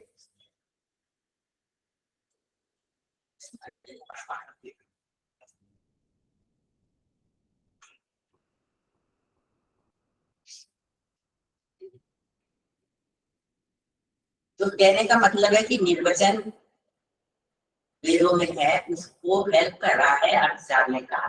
दूसरा वही मंत्र या उसका मंत्रांश या कोई शब्द अगर कहीं और पहले प्रयोग में आ गया है या बाद में आ रहा है तो उसको आकार बनाकर ही अर्थ को समझने का यत्न कर सकते हैं। नंबर 2, संगीतीकरण किया गया। अभी बताया गया कि पहले मंत्र सारे इकट्ठे थे, फिर उनको संहिताओं में बांटा गया, 4 कम से कम 5 चीजें। तो वो जो उनको विभाजन किया गया वो भी कुछ संकेत दे रहा है कि इसका कैसा अर्थ होगा। ऋचा है तो ये अर्थ होगा, ये दूसरा ये अर्थ होगा। फिर पदपाठ आप देख जानते हैं, पदपाठ भी उसको हेल्प करने वाला है। उसके अतिरिक्त ब्राह्मण ग्रंथ लिखे गए जो कि मंत्रों के व्याख्यान है। वहां पर पूरे मंत्र नहीं है, सिर्फ मंत्र का क्लू देते हैं और छोड़ देते हैं, क्योंकि बच्चे ने छात्र ने मंत्र को रटे हुए हैं। तो ब्राह्मण ग्रंथ भी उसकी हेल्प करते हैं अर्थ को समझने में। फिर वेदांग है जो कि 6, शिक्षा, कल्प, व्याकरण, छंद और ज्योतिष, वो सारे वेद के अंग है। जैसे अंग हमारा भला करता है, पैर हमें लेकर आता है, हाथ हमारे चीजों को उठाता है, तो अंग्यंत्य कार्यंत्य जो उपकार करते हैं वो अंग कहलाते हैं, अंगी का उपकार करते हैं। ठीक वैसे ही जो ग्रंथ वेदों का उपकार करते हैं, वेद के अर्थ को समझने में सहायता, वो वेदांग है। तो ये होती वैदिक पीरियड में ही वेद के अर्थों को समझने के लिए बनाई हुई चीज है। इसके नेक्स्ट इसके बाद आएगा वेदांत में नैरुक्त परंपरा, जिसकी बात थोड़ी अभी हम कर चुके हैं। निरुक्त ने खुद अपना वो किया ही, 440 मंत्रों का उन्होंने अर्थ किया व्यास के लिए, और उन्होंने बहुत सारे पहले के 17 के करीब आचार्यों के नाम दिए, शाकूरी, आग्रहण और इत्यादि, और बहुत सारे तरीके बताए, ऐतिहासिक, आख्याता, नैदान, आख्यात समय, इस तरह के उन्होंने बड़े तरीके बताए जिससे कि अर्थ को समझा जाता है। तो जब निरुक्त तक लोग पहुंचे होंगे तो वो मंत्रों के अर्थ को समझ जाते होंगे, इतने भी उनके लिए पर्याप्त था। लेकिन नहीं, इसके बाद और कठिनाई का अनुभव होने लगा, और तब भाष्य लिखते प्रारंभ। भाष्यों को हम बांट सकते हैं 3 भागों में: भारतीयों का अनुशीलन, प्राचीन भारतीय और अर्वाचीन भारतीय, और पाश्चात्यों का अनुशीलन। प्राचीन भारतीयों में बहुत सारे भाष्यकारों की परंपरा है, जिसमें ऐसा नहीं है कि सायण जो है वो पहला सायण जो 4वीं शताब्दी में हुआ, 6वीं शताब्दी से ये कार्य शुरू हुआ। माधव, वेंकट माधव, गुण शिष्य और उद्गीत, मुदगल, ऐसे कितने सारे नाम है जिन्होंने भाष्य लिखे, अलग अलग वेदों पर लिखे, और वो अर्थों के मध्यकाल कह सकते हैं भारत के इतिहास, इसमें भाष्य लिखे गए जो कि अर्थ को समझने में सहायता पहुंचाए। कठिनाई फिर भी बड़ी, आधुनिक युग आया, सबको पता है, पुनर्जागरण का युग था, 200 करीब 250-250 सालों से पढ़ाई लिखाई, और इसमें हमारे देश के कुछ लोग भी बहुत सचेत उसमें सब लग गए। तो बहुत सारे लिस्ट है, लंबी चौड़ी, शंकर बालकृष्ण दीक्षित, सत्यव्रत सामश्रवी, शंकर पाटुर, लक्ष्मण स्वरूप, श्रीपाद दामोदर सातवलेकर, श्री राम शर्मा, सूर्यकांत वर्मा, सिद्धेश्वर वर्मा, कपाली शास्त्री, ऐसे अनेक विद्वान हैं जिन्होंने अर्थ किए, किताबें लिखी, संस्करण बनाए, अनुवाद किए, देवताओं पर विचार किया, व्याकरण पर विचार किया, कुछ ग्रंथ लिखे, कुछ आंशिक पूरे तरह से। तो ये इस तरह से वेद व्याख्या का कार्य होता था। दूसरी तरफ जब अंग्रेज यहाँ पर आ गए तो उन्होंने 1875 से संस्कृत पढ़नी, फिर वेद को पढ़ना, फिर उपनिषदों को पढ़ना, ऐसे उन्होंने बहुत ध्यानपूर्वक ये कार्य शुरू किया और बाहर के ग्रंथों को ले गए जो है मैन्युस्क्रिप्ट से, और उन्होंने कार्य किए। 50 के करीब वो लोग रहे होंगे, उनके शिष्य, उनके मित्र, बहुत सारे नाम आप लोगों को पता है। तो ये सब आधुनिक युग में यत्न किए गए और वेदानुशीलन के बहुत ज्यादा मॉडर्न एज में बहुत तरह से लाने की कोशिश की। अब मैं सिर्फ शॉर्ट में आप लोगों को ये बताऊंगी कि व्याख्या पद्धतियां हमारे सामने कितनी आती है।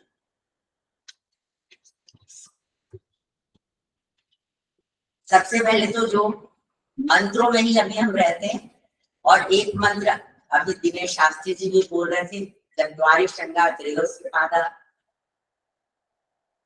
त्रयोस्पादा द्विशीर्षे सप्तः साधुवस्य निधाबद्धो वृषभो रौरवीति महो देवो विद्या आविवेश। ऋग्वेद का ये मंत्र है, इसके कम से कम 4 तो मैं अर्थ यहाँ पर अभी कर रही हूँ, शॉर्ट में आपको बताती हूँ। व्यास ने इसको पूरे मंत्र को यदि कर लिया और उन्होंने चत्वारि, पहला भी लेते हैं, चत्वारि श्रृंगा, 4 सींग है। ये ऐसा एक वृषभ है जिसके 2 सिर है, 7 हाथ हैं, 3 पैर हैं, 7 हाथ हो गए। त्रिधाबद्धो, 3 तरह से वो बंधा हुआ है। वृषभ और महान देव है वो, मृत्या आविवेश, मृत्यु मनुष्यों के बीच में प्रवेश करता है। अब इसका कुछ अर्थ, वैसे पहला अर्थ कुछ भी समझ में नहीं आता, एक अजीब सा कोई जानवर का चित्र यहाँ खींचा गया, लेकिन व्यासाचार्य ने कहा यहाँ पर यज्ञ का वर्णन हो रहा है और उसमें चत्वारि श्रृंगार जो है, 4 सिंह उसके, वो 4 वेद है, जैसा कि वो भी बता रहे थे दिनेश शास्त्री। इस एक ही मैं बोल लेती हूँ हिस्सा, जिससे कि आपको अर्थ समझ में आ जाएगा। व्यासाचार्य ने कहा, सायणाचार्य ने भी उसका समर्थन किया, उन्होंने उसको सूर्य बोला और चत्वारि श्रृंगार को 4 दिशाएं बोला, पूर्व पश्चिम उत्तर दक्षिण। फिर पतंजलि जो कि भाष्यकार भी है, उन्होंने उसको शब्द का वर्णन माना, ये मंत्र पूरा शब्द का वर्णन करता है और इसमें 4 जो नाम आख्यात निपात होते हैं, शब्द के 4 प्रकार, वो 4 श्रृंग है। फिर नैरुक्त राजशेखर ने काव्य मीमांसा लिखी है, उन्होंने इसको काव्य का वर्णन माना और बोला कि यहाँ पर जो 4 चीजें हैं वो 4 वर्ण, ब्राह्मण, क्षत्रिय, वैश्य। तो इस तरह से पूरा मंत्र उन्होंने अपने जो उन्होंने सोचा है उसके आधार पर उन्होंने बताने की कोशिश की। इसी तरह से शब्दों का अर्थ बदलता है मंत्र वेद में। आपने दूसरा अग्नि का सूत्र जो है उसका दूसरा मंत्र, अग्नि पूर्वी ऋषि सदेवान में बख्शे। अग्नि जो कि पूर्व ऋषियों के द्वारा और नूतन ऋषियों के द्वारा स्तुत है, देवताओं को यहाँ ले आए। अग्नि होता है इसके लिए आता है, तो देवताओं को यहाँ ले आए। वो एक संधियों पर कहा गया है। तो ई का अर्थ सिर्फ, देखिए, एक भाष्यकार कर रहा है कि यहाँ इस यज्ञ में ले आए, जो यज्ञ की दृष्टि से अर्थ कर रहा है पूरे मंत्र का, वो यहाँ यज्ञ में ले आए। दूसरे आचार्य दयानंद सरस्वती वो कहते हैं अस्मिन जगत, इस जगत में ले आए, अग्नि देवताओं को इस जगत में ले आए। तीसरे कहते हैं अस्मिन शरीर, इस शरीर में ले आए, हमारे अंदर ले आए। तो इस तरह से जिसका जो अर्थ चल रहा है वो उसके हाथ पर आराम से उसको ले सकता है, कोई कठिनाई नहीं है।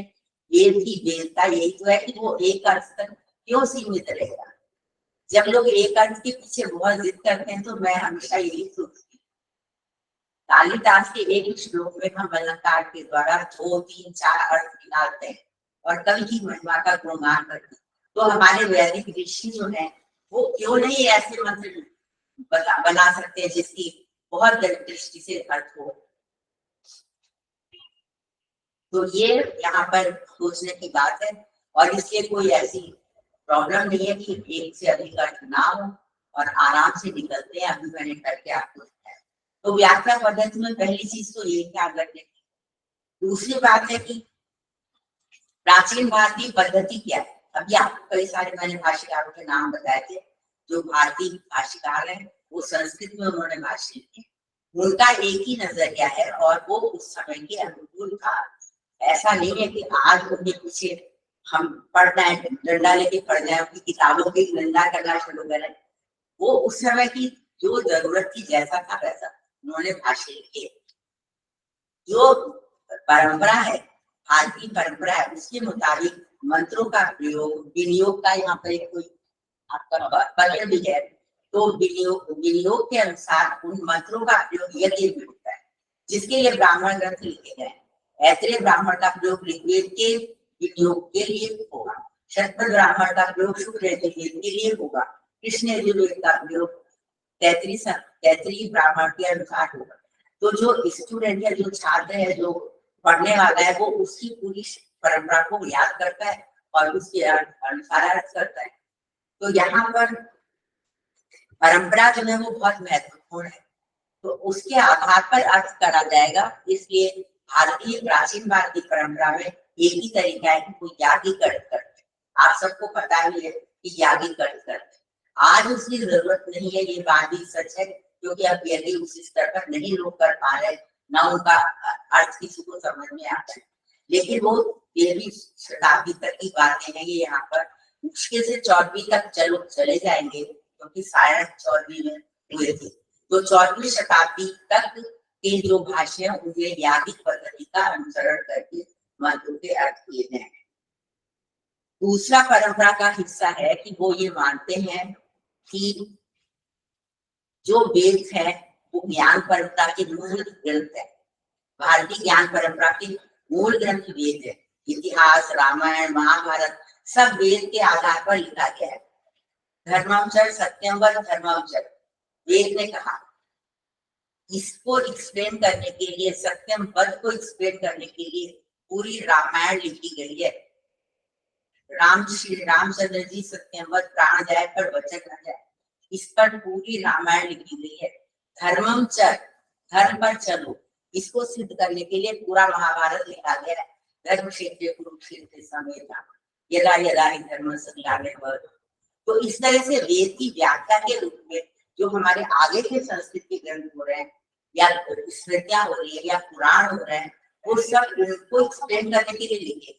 और वो लोग थोड़े निकट भी थे, हम लोग तो अब 21वीं शताब्दी में पहुंच चुके हैं, वो तो उधर थोड़े पास में रहते, तो शायद वो उनका ज्यादा अर्थ समझ में आता हो। तो अब ये दृष्टिकोण प्राचीन भारतीय पद्धति का है कि जो भी बाद के ग्रंथ हैं ज्ञान परंपरा में, उनको आधार बनाकर वेद के मंत्रों का अर्थ समझने का यत्न किया जाना चाहिए। परंपरा पर मैंने पहले बोला, और परंपरा के दो अर्थ। इसके बाद पाश्चात्य पद्धति। पाश्चात्यों के नाम मैंने लिए नहीं, बहुत लंबी लिस्ट है, मैंने बताया 45-50 लोग। तो उन्होंने जो व्याख्याएं करी, किसी ने अर्थ लिखे, किसी ने व्याख्या करी, किसी ने कुछ और माइथोलॉजी पर लिखा, व्याकरण पर। तो उनका दृष्टिकोण क्या है? उनका, अब देखो, उनकी साइकोलॉजी का वो इतना ज्यादा नहीं पढ़ सकते, हमारे दूसरे ग्रंथ को नहीं पढ़ सकते। उनका यहाँ का संस्कार भी नहीं है, बचपन से उन्होंने कुछ देखा भी नहीं। तो अब वो जो अर्थ कर रहे हैं, उन्होंने एक आरोपीय भाषा की कल्पना। एक तो उनके दिमाग में ये आ गया था, वेबर ने लिख दिया था पहले कि शायद ये भारत के लोग शायद मध्य एशिया से गए। वो उसको इतना बार में लोगों ने तुल दिया और बढ़ाते चले गए कि आर्य बाहर गए, बाहर से आए थे। इस आधार पर वो अर्थ भी करने की कोशिश करने लगे। अब उन्होंने पहले तो ये किया, कारण क्या है जो उन्होंने ये सोचा? कारण ये है कि जो प्राचीन भाषाएं हैं, ग्रीक, लैटिन, रोमन, स्लेवेनिक, पर्शियन, ये जितनी प्राचीन भाषाएं, संस्कृत ये ले लो, तो इन सब में बहुत से शब्द समान दिखाई देते हैं और समान अर्थ को देते हैं। जैसे फादर है, पितर है, इस तरह से कई मैच दिए जाते हैं। सोम है, उधर ओम है, इधर अग्नि है, उधर अग्नि है। तो जब एक साथ रहे होंगे, कभी मिले जुले होंगे, तभी तो एक ही भाषा का प्रयोग करेंगे। या तो ये हो सकता है कि इधर से उधर जाए और साथ में रहे, साथ तो रहने की जरूरत है, या फिर उधर साथ में रहे और इधर आ जाए। दो संभावना है, लेकिन वो भाषा एक भारतीय भाषा की भारतीय मतलब भारत प्लस यूरोप की है, यूरोप। तो वो उन्होंने संभावना की और अब उसके आधार पर उन्होंने अर्थ करना शुरू किया।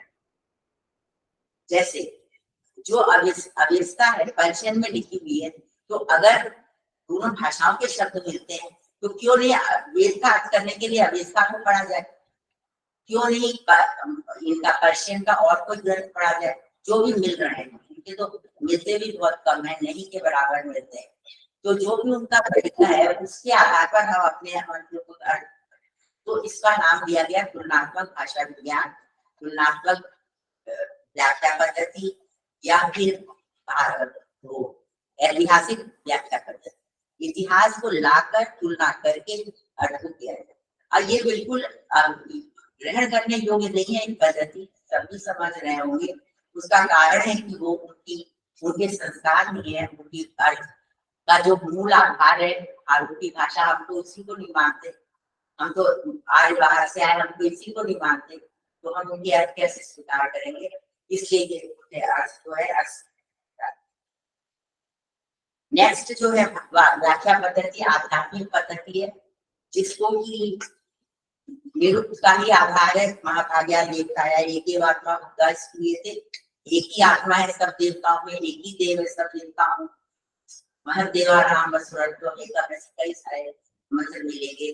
तो उसके आधार पर आध्यात्मिक व्याख्या की जानी चाहिए। जो इतने सारे देवता है, मंत्रों में जो देवताओं का वर्णन होता है, मंत्रों में देवता होता है और उसको बताने वाला ऋषि होता है।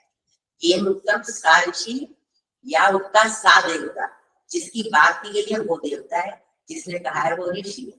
तो जो देवता है वो अलग अलग दिखाई दे रहे हैं, लेकिन वास्तव में एक है। तो ये आध्यात्मिक व्याख्या पद्धति है जिसका समर्थन दयानंद सरस्वती और श्री अरविंद योगी श्री अरविंद ने किया, और उनका थोड़ा थोड़ा दृष्टिकोण बदला भी है।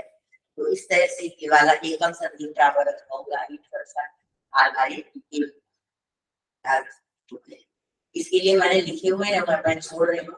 जैसे सविता है वो प्रेरणा है, इंद्र जो है वो जीवात्मा है, अग्नि जो है वो आत्मा है, सोम प्राण है। इस तरह से उन्होंने अलग अलग माना हुआ है। पूरे मंत्र का प्रतीकात्मक आध्यात्मिक पद्धति, ये भी एक पद्धति है जो ज्यादातर श्री अरविंद के लिए ही इस नाम का किया जाता है, जिसमें दिव्य सत्ता की अभिव्यक्ति सर्वत्र है ऐसा मानते हैं, और संकल्प शक्ति है अग्नि, इस तरह से वो आनंद की शक्ति है सोमरस, मतलब बहुत हाई लेवल का चिंतन गीतों में है। और ये बात वैसे काफी सच की लगती है, क्योंकि बहुत लोअर लेवल का चिंतन वेदों में नहीं हो सकता। ऐसा हम सब भारतवासियों को पता है कि वेद है, आखिर तो कुछ खास बात उनमें होगी ना। तो अगर बिल्कुल भौतिक ऐसे अर्थ करने लग जाएंगे, साधारण अर्थ तो कोई बात बनेगी नहीं। तो उनमें कोई रहस्यात्मक बात है, कोई गंभीर बात है, कोई गंभीर विमर्श है, वो समझने के लिए आध्यात्मिक दृष्टिकोण रखना पड़ेगा। अपने आप को, अपने मन को शांत, अपनी मेधा को बिल्कुल तपह से पवित्र रखना पड़ेगा। तब जाके जिस स्थिति में ऋषियों के प्रतिभा के नेत्रों से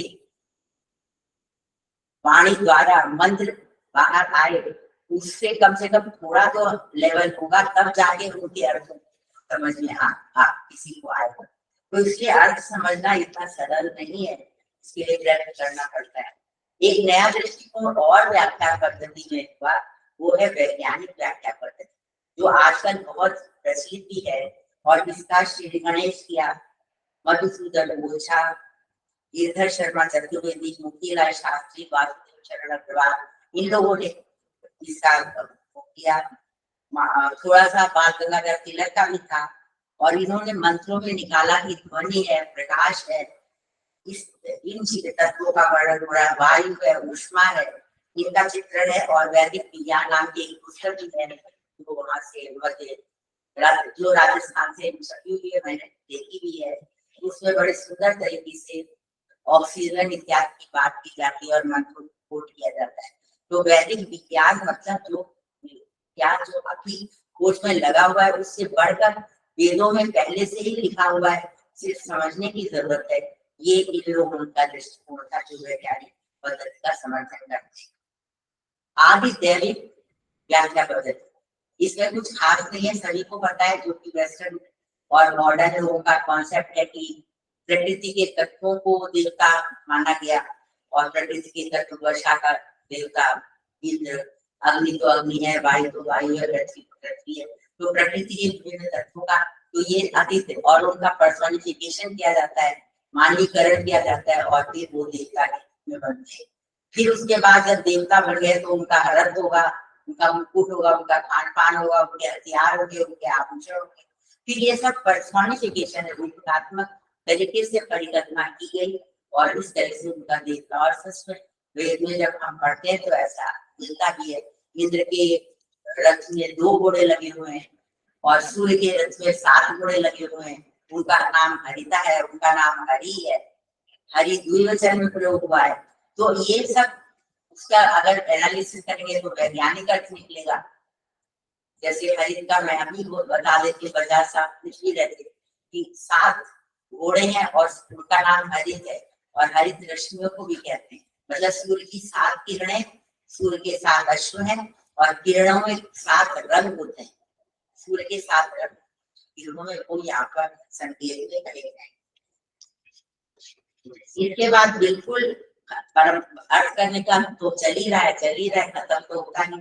मैंने 10 व्याख्या पद्धतियों का यहाँ उल्लेख किया, लेकिन इसके बाद भी मैंने देखा कि लोग अभी भी व्याख्या कर रहे हैं, अभी कम से कम और गहन गंभीर तरह से कर रहे हैं।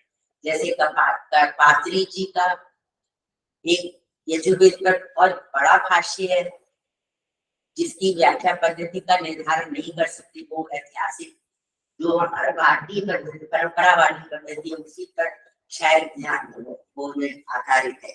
इसी तरह से हर्षण सिद्धार्थ अलंकार ने चारों वेदों के अर्थ किए हैं, लेकिन वो सिर्फ अर्थ ही किए हैं, उनसे कुछ हासिल नहीं होता। हिंदी में भी है ये ग्रंथ, वो करपात्री का संस्कृत में था।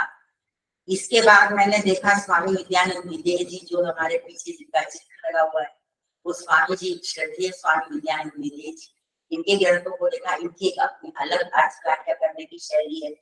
वो कहते हैं यज्ञ, आध्यात्म और दैवत्व, इनको महत्व दिया जाना चाहिए, इनका वर्णन किया जाना चाहिए।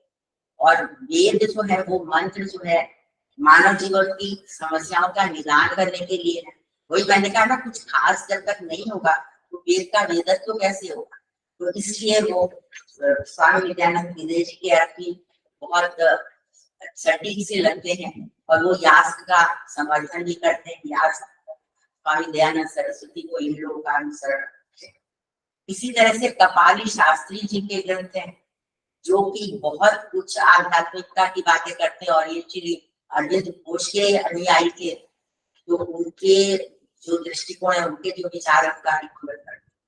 अब मैं इसी के साथ अपनी बात मेरी समाप्त हो रही है। कहने का तात्पर्य ये हुआ कि वेद एक बहुत गहन गंभीर विषय है, उसका इतिहास भी बहुत बड़ा है और बहुत प्राचीन और बहुत जटिल है। तो ये क्लेम करना कि वो अर्थों को हम जान गए, ऐसा नहीं कह सकता कोई भी।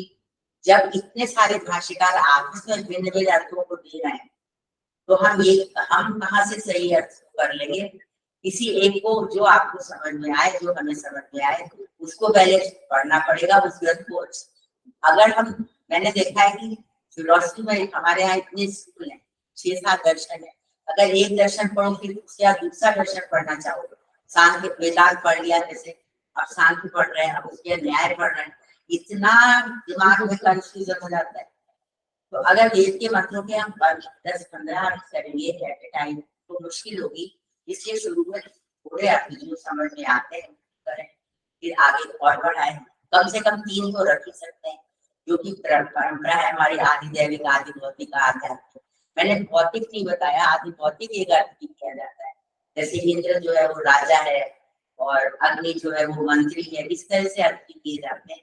उषा जो है वो सुंदर स्त्री है या गृहिणी है। तो यही कह के मैं अपनी बात समाप्त कर दूंगा।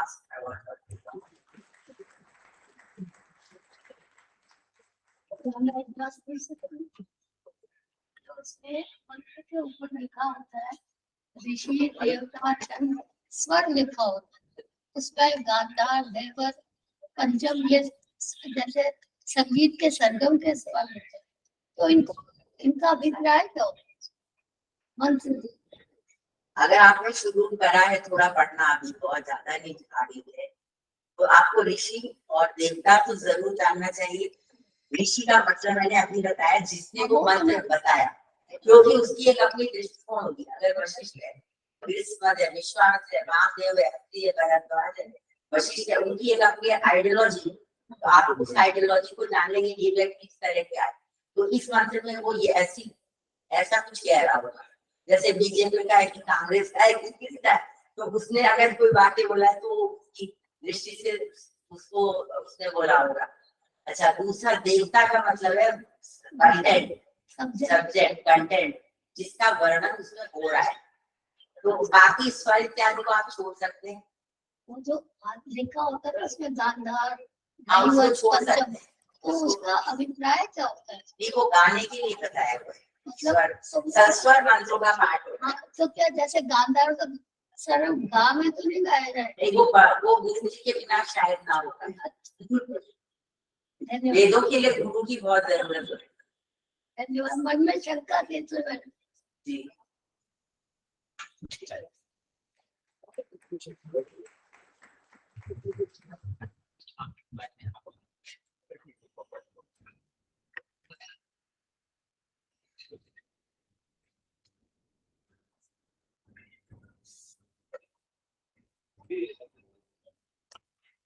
की वाली नहीं, संक्षेप करते करते ही बहुत कुछ सीख लिया। और सभी पद्धतियों को जो इन्होंने अगर सब बताने लगे तो शायद 1 घंटा भी कम पड़ जाता, परंतु हमें संक्षेप के बात समझ में आ गई। और बीच में इन्होंने एक जो बात कही वो मेरे मन को स्पर्श किया उसने, वो ये कि जिस ऋषि ने जिस स्तर पर स्तर पर पहुंच कर वो मंत्र लिखा है, हम उसके पीछे किसको चले तब हमें समझ में आएगा। हमें पूरा नहीं समझ में आएगा, मगर जितना समझ में आएगा उतना भी हमारे लिए अत्यंत। तो इस दृष्टि से हमें कुछ उस पर प्रयास करना चाहिए। मैं अपनी ओर से बहुत बधाई देता हूँ, आप सबकी ओर से बहुत धन्यवाद। और जो थोड़ा सा मैं कहना चाहता हूँ इस विषय में, मंत्रों के और अर्थ के विषय पर, कैसे उससे हम जुड़े और कैसे उसको जो बातें करते हैं उस स्तर पर पहुंचने का प्रयास करें। तो एक मंत्र श्री का जो बहुत प्रिय था, ओम विश्वानि देव सविता विधानि परस, बहुत सरल सा मंत्र है, एकदम शब्द आप समझ में आ जाता है। और आसुबो भद्रम करना आसुबो, तो आसुबो अब ये सामान्य से शब्द है आसुबो। अब इसको मैंने अपने कैसे अनुभव किया दिन आपसे साझा, क्योंकि मैंने प्रयास किया थोड़ा सा कि उस पद्धति पर उस अभ्यास को करूं। क्योंकि मेरा मानना है कि जितने भी ऋषि जिन्होंने लिखा है मंत्र, वे योगी तो अवश्य, योग के बिना वो नहीं है, कुछ भी ऐसा उच्चारण नहीं कर सकते। क्योंकि जब आप योग में गहरे उतर जाते हैं तो आपको लगता है कि ईश्वर आपसे वार्तालाप कर रहा है, संवाद कर रहा है। तो थोड़ा बहुत जो योगाभ्यास के अभ्यास किया, थोड़ा ध्यान आदि किया, तो प्राणायाम पर मैंने विशेष अनुसंधान किया और इस मंत्र को मैंने प्राणायाम के साथ समझने का प्रयास किया। वो मैं आपसे साझा करना चाहता हूँ कि किस प्रकार हम प्राणायाम में यदि इसको जोड़े तो हमारे अंदर से दुविधा होने लगे, हमें अनुभव होने लगेगा। प्राणायाम के साथ करके देखिए आप सब तैयार। मैं अगर चाहूंगा थोड़ा सा आप भी मेरा साथ है और भोजन से पहले यदि करेंगे तो जैसा मुझे आनंद आता है आपको देखिए। पहले तो आप शरीर को थोड़ा सीधा करके प्राणायाम लेने के लिए बहुत आवश्यक है कि आपकी रीढ़ की हड्डी गहरे श्वास प्रश्वास में इस मंत्र को जोड़ूंगा। गहरा सांस लें।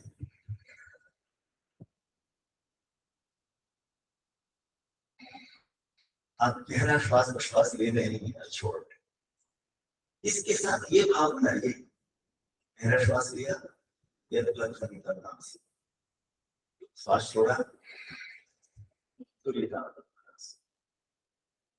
ओम विश्वानि देव सर्वतर दुरितानि परस्पर। सांस छोड़ा तो दुरिता, फिर इस बार विश्राम करते हुए गहरा सांस लिया,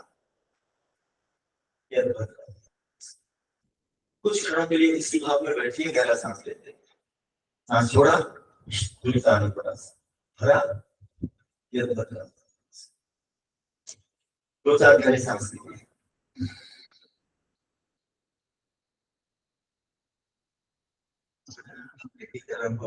मेरे रोग शोक दुरित जो भी हो सकते हैं, आदि व्याधि मन की शरीर की,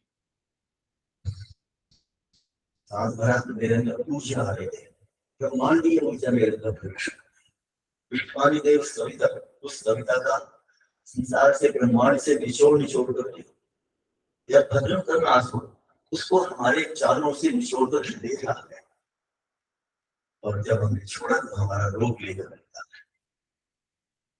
भरा तो प्राण आया, छोड़ा तो अपान उन दुरितों को लेकर गया, प्राण के साथ उसकी पूरी सेपरेशन। दो तीन और गहरे सांस लीजिए और इसको अनुभव कीजिए, आपको लगेगा कि मेरे शरीर को कुछ चाहिए, पूजा और चाहिए, मुझे भूख लगी है, वो पूरी कर रही है, आपको इच्छा मिल रही है। अभी तो आप ध्यान नहीं दे रहे, सुन रहे थे ना, दीदी की बातें सुन रहे थे बड़े ध्यान से, थोड़ा सा गहरा सांस लेके यही सोचिए,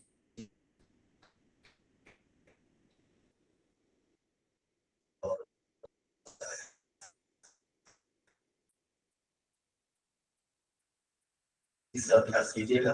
भोजन से पहले थोड़ी देर गहरा सांस लेकर के आप यदि शांति से बैठकर अनुभव करें, आपको लगेगा कि हाँ ऊर्जा जाग रही है, और पेट कह रहा है कि हाँ चाहिए, शरीर को और कभी पानी की आवश्यकता हो तो पानी पी सकते हैं। इस प्रकार की और प्रक्रिया मैंने जो सीखी है इस मंत्र के साथ, इसमें ये सभी प्राणायाम जोड़ लेते हैं, और हर प्राणायाम के साथ ये भाव, सांस गया तो रोक गया, आएगा स्वास्थ्य। तो हम आप सबको बहुत धन्यवाद, आपने मेरी इतना समय बांटे।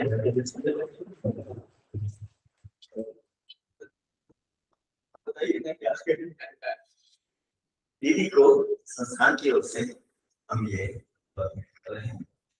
दीदी वैसे तो इस परिवार का है, हाँ बिल्कुल, परंतु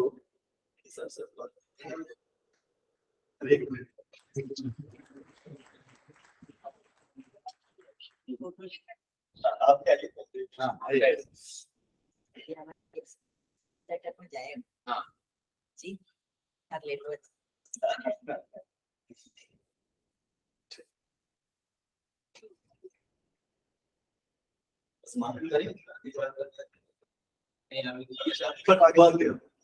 चलिए अब भोजन की सर आप